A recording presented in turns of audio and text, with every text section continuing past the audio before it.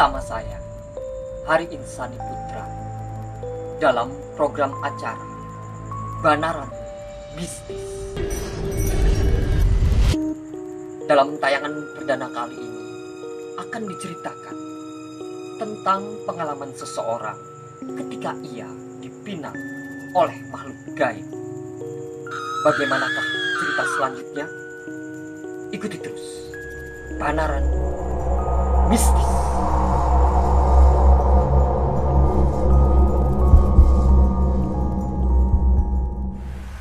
Nah, saat ini saya sudah kedatangan tamu, seorang narasumber yang mengalami kejadian tersebut.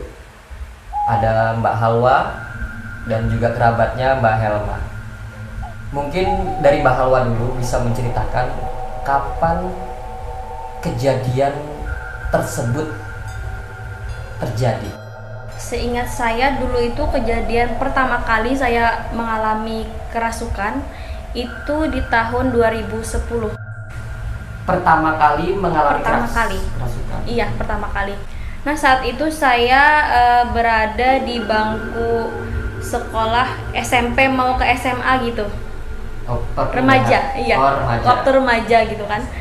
Anda sempat bercerita bahwa ada pengalaman yang sangat luar biasa, Iya. tidak bisa dilupakan sampai Iya. sekarang, yakni adalah Anda mengalami kesurupan yang luar biasa. Dan kejadian itu kapan? Itu kalau nggak salah waktu saya kuliah semester 2. Ya, semester 3. Ya. Berarti tahun 2014. 2014 kejadian tersebut. Iya. Dan itu disaksikan banyak orang. Disaksikan banyak orang karena saya kan anak kos-kosan waktu itu kuliah di Banjarmasin kan. Waktu itu saya juga ngekos sama teman-teman. Gini ceritanya. Saya waktu itu siang menghadiri acara pernikahan teman saya. Ya. Waktu itu di Anjir, kilometer berapa saya lupa. Nah, di situ tuh saya nggak sengaja gitu kan. Namanya teman jadi suka minta kembang kan kayak gitu. Kalau kepercayaan orang Banjar kan minta kembang supaya jodohnya juga cepat, supaya bisa nyusul gitu kan waktu itu.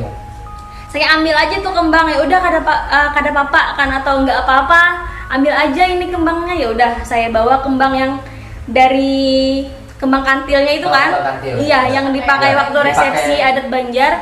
Saya ambil aja itu sedikit, saya buat dalam tas lah. Tapi waktu perjalanan pulang entah kenapa ini punggung ini berat, sakit gitu kan. Kenapa? Sampai ke rumah gemeter lah, langsung merenung duduk. Waktu itu sore sampai rumah. Waktu itu saya duduk di muka di teras sendirian ngelamun dari jam kalau nggak salah habis asar tuh sekitar jam 5 sampai mau maghrib. Ini saya duduk di situ melamun menghadap ke arah depan tapi kosong gitu pandangannya, nggak ada natap apa enggak, mikir apa enggak, pokoknya kosong aja. Gini aja waktu itu. Tiba-tiba pas mau azan maghrib waktu itu sudah pengajian, saya langsung nangis. Langsung nangis. Tubuh saya kayak gini aja. Pokoknya tegang gitu ya, kaku. Tegang dan kaku, nggak bisa bergerak tapi air mata ini netes terus. Itu kejadiannya, pokoknya saya ingat banget tuh, nangis sampai orang teman saya tuh bingung kenapa kayak itu kan. Ulun dalam keadaan sadar ya. Iya masih sadar, bisa dengar siapa yang nepok di bahu ini saya tahu. Dan pada saat itu sore saya melihat rombongan orang pakai baju putih. Rombongan baju putih. Teman-teman Anda saat itu tidak melihat Itu. Iya. Dia cuma membantu menyadarkan. Iya. Halo, bangun gitu aja. Tapi kenapa saya menangis, saya hadap ke sana. Saya masih ingat persis waktu itu ada kereta kencana juga beriringan. Ada biasanya orang membawa sesajen gitu. Jadi arak-arakan. Arak-arakan, betul. Pokoknya sekitar ada 20 orang. 20 orang. Semua berpakaian putih. Semua berpakaian putih tapi pakai kerajaan. Ada kerajaan. Iya, kayak kerajaan zaman dulu lah. Gitu. Mungkin kalau misalnya Anda tahu bagaimana adat kerajaan Banjar yang lebih dominan warna kuning ya? Kuning. Kuning. Nah, kalau yang Anda lihat tadi yang berpakaian putih. Putih ya, waktu Putih. itu putih. Tapi gini, kalau saya ingat dulu wajahnya itu seperti pucat, kayak ya apa? Kalau bahasa kita ya setan gitu kan. Merinding saya dengan sebenarnya. Jadi pemirsa, saya merinding Iya. sebentar ini ya. Oke, jadi wajahnya memuncak. Iya semua. Itu waktu itu ada yang megang perisai biasanya kan, yang di depan itu Iya. ada kereta kencananya, ada wanita yang sanggul kayak gini, Oh, jadi rambutnya di tapi sanggul. pakai ini Oh, dianyam gitu. Dianyam Iya. gulung gitu ya. Tapi segini berkemben. perempuannya Perempuannya membawa Oke. sesajen itu dan membawa baju warna putih juga. Warna putih Tepat juga. stop di depan saya. Nah, di kereta kencana tadi kalau misalnya Anda ingat, itu siapa yang menaiki kereta kencana? Masih kosong. Masih kosong. Oh. Jadi maaf ya saya ini kalau ingat kejadian itu saya bisa merinding lagi, soalnya kan waktu itu saya melihat ke arah mereka yang datang, stop tepat di depan mata saya. Kenapa saya nangis? Karena saya nggak tahu ya, pokoknya bawaannya langsung pengen menangis aja gitu. Mereka menatap ke saya dan membawa sesajen itu. Apakah arak-arakan tadi mendatangi Anda? Apakah Anda berasumsi bahwa itu ingin menjemput Anda? Atau mungkin Anda ada dialog dengan makhluk gaib tersebut? Ya, kalau saya menyebutnya mereka itu mau menjemput saya. Menjemput. Oke. Ada terjadi interaksi tidak dengan mereka? Waktu itu tidak ada kejadian saling interaksi atau bicara, nggak ada. Tapi mereka menyuguhkan sesajen itu kan ke arah saya, terus disuruh saya memakai baju pengantin. Menyerahkan langsung Iya. dan meminta mengenakan pakaian pengantin. Iya. Oke. Nah, apakah di dalam rombongan tadi di situ ada, sebutlah mempelai laki-laki? Waktu itu mungkin yang saya ingat keretanya itu gitu mas, tutup apa ya, pakai Ada tirai, tirai. pakai tirai. Oh. Jadi saya nggak tahu persis itu ada orangnya atau tidak, tapi ya saya anggap itu pokoknya sekumpulan orang arak-arakan yang membawa sesajen, juga membawa kereta kencana. Ada anak kecil juga di belakangnya menghadap ke saya kan, langsung mau menyerahkan ini, suruh pakai. Oke. Tidak ada, saya lupa ada interaksi atau tidak, tapi kayaknya nggak ada interaksi, cuma intinya saya disuruh pakai baju pengantin itu. Nah, selanjutnya yang terjadi setelah mereka meminta Anda untuk mengenakan baju pengantin Ya. tadi, itu kan posisi Anda belum kesurupan ya? Belum, Sadar masih ya? nangis. Masih nangis. Iya. Oke. Nah, apa yang terjadi kemudian? Waktu itu saya langsung teriak. Teriak langsung. Ya, saya histeris, minta gitu ya? buang, bakar. Teman saya langsung kaget kan? Iya. Langsung asalnya kan saya duduk di depan kayak gini aja nangis, mungkin kayak maaf ya saya Iya. contohkan kayak gini. Misalnya kayak gitu kan, langsung berderai air mata kayak gitu. Setelah mereka menyerahkan ini tadi bajunya yang putih tadi, Iya. baju pengantin tadi ke saya langsung bakar, buang. Teriak-teriak sendiri. Teriak-teriak ya? sendiri, langsung kayak orang gila. Dan itu otomatis mengundang ini ya, yang Iya. dalam nyata nih kan teman-teman akhirnya Iya, pada iya berpindah. betul. Oh. Karena saya waktu itu juga di ngekos yang penduduknya padat.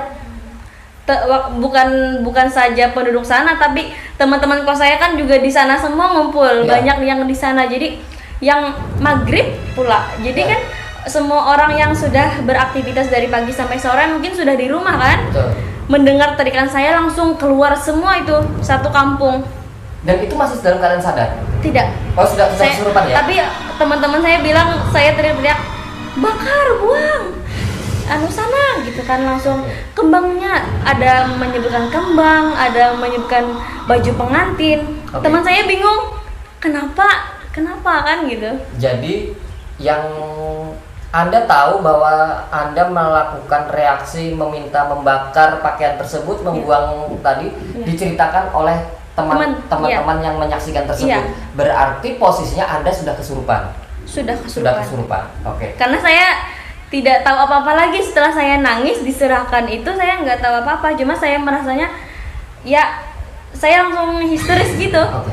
Teman-teman ceritakan langsung. Cerita. Nah sekarang tentunya teman-teman Anda yang lain itu juga menceritakan apa yang terjadi, karena saat itu kan Anda kesurupan, Iya. jelas tidak menyadari apa yang Anda lakukan. Iya, betul. Nah, hal-hal apa saja yang mereka ceritakan kepada Anda saat kesurupan tersebut? Mungkin tadi termasuk kita jelaskan tadi sempat kita singgung Anda sampai melayang. Iya. Nah, itu bagaimana rentetan peristiwanya? Oke, di situ gini Mas ya, saya mungkin di situ tidak sadar, tapi telinga saya mungkin kawan-kawan yang pernah mengalami kerasukan seperti saya mungkin tahu bagaimana rasanya saat kita kesurupan itu seperti apa. Kita masih mendengar, masih bisa mendengar, tapi riuh gak jelas gitu, kayak orang berisik aja semuanya, gitu. Tapi kita masih bisa mendengar.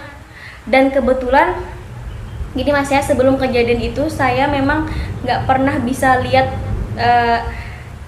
makhluk apapun selain manusia.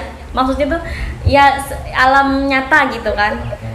Sebelum kejadian itu dan setelah kejadian itu saya seperti ditarik masuk ke dunia mereka.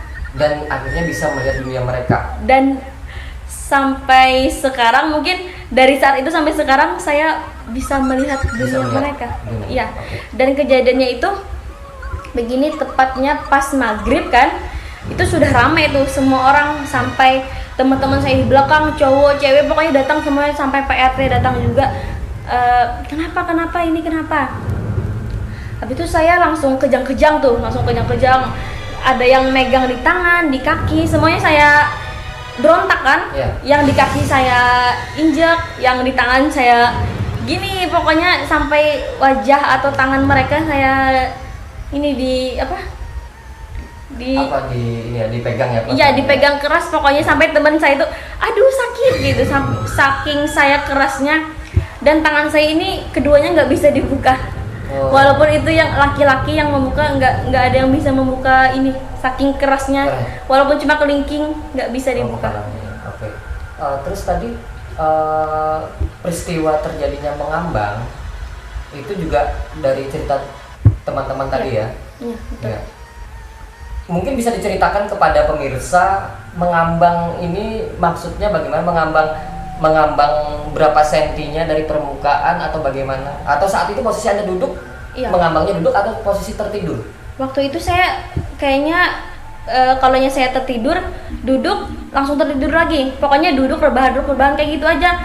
Kalau habis saya berontak, langsung rebah lagi, lemas lagi. Tapi waktu itu yang masuk di badan saya ada 7 kalau nggak salah. 7 orang? 7 makhluk gaib? Makhluk yang berbeda-beda. Beda-beda? Jenis, atau mungkin sama, cuma jenisnya yang kawan-kawan melihat itu beda-beda. Saya menjadi kucing, menjadi harimau, menjadi buaya, sampai saya menjadi orang. Ini kan ada teman kos itu yang datang.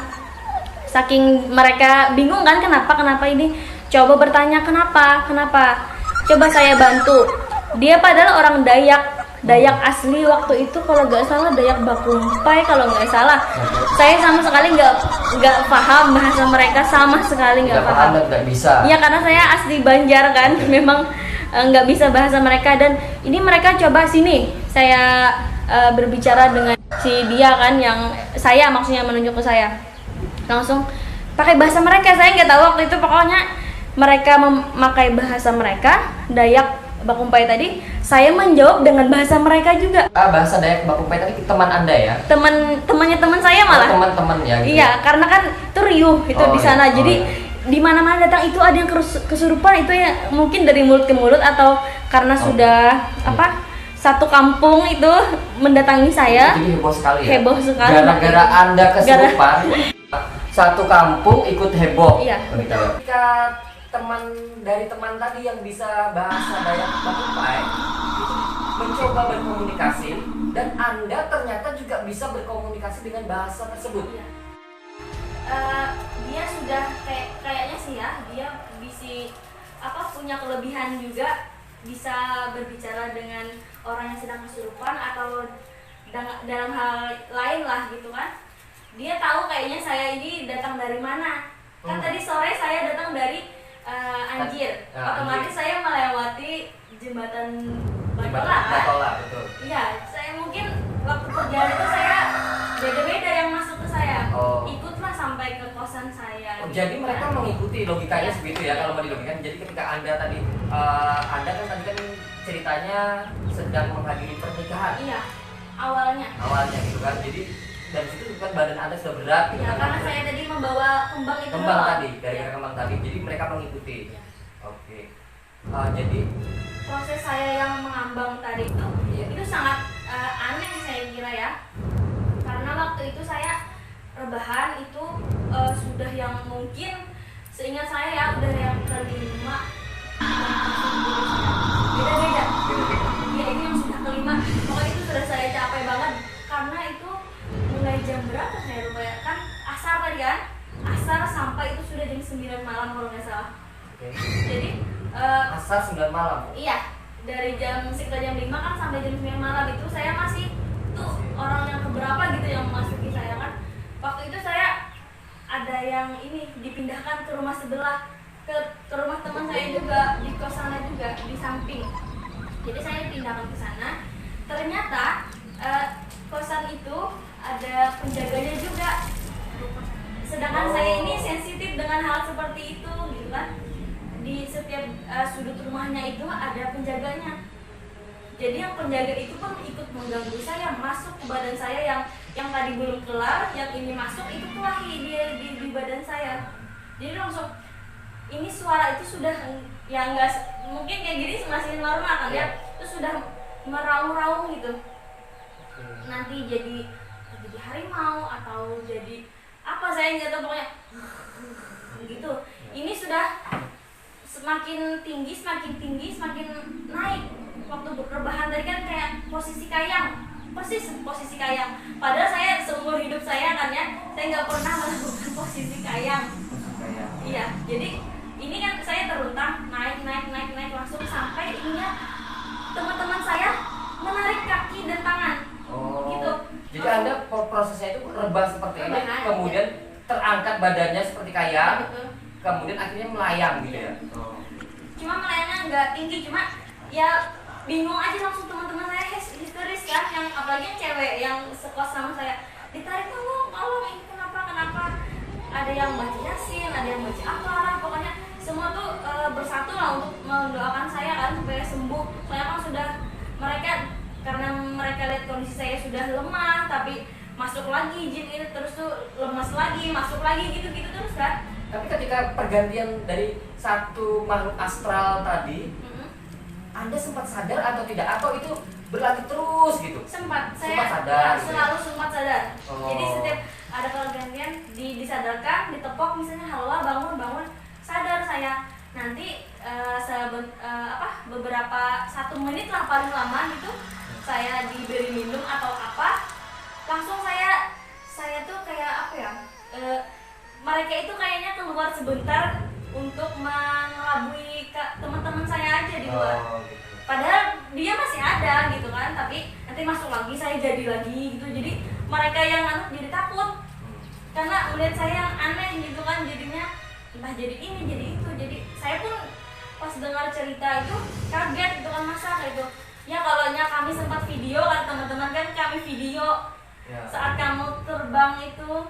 Jadi tidak ada dokumentasinya. Tidak gitu ya? ada, Sayang karena sekali. mungkin panik kan, panik Iya, dan betul. takut.